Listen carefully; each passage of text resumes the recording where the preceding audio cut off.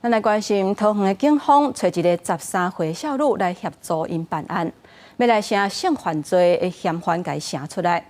结果警方煞是4甲7，这个嫌犯竟然把这个少女性侵害。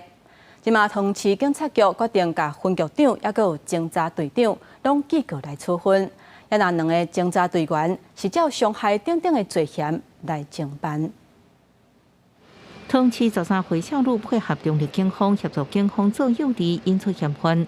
所在警方监控之下，互嫌犯带上车性侵，引起各界批评，认为是违法不当侦查。面对各方的指责，警政署要求要严格纠正。桃园市警局决定严处纠正。迄时阵的分局长、侦查队长拢记过处分，2名侦查队员记过处分，改调行政警察，各照伤害罪、废除这部罪嫌就办。本案已严重影响警誉，从严就责。时任分局长钱景坤督导不周，记过1次；侦查队长林国基督导不周，记过1次；小队长吴建民记过2次；侦查组陈昭庆记过1次。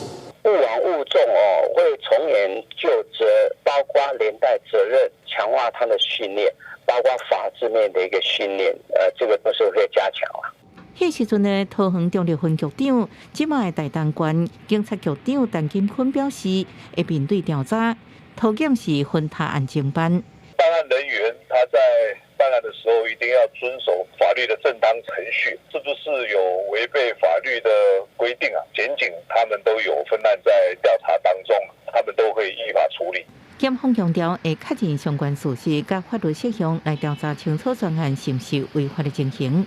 警政署又阁表示，会透过教育训练加强警察法治观念，要求遵守定时正义，避免再犯。记者综合报道。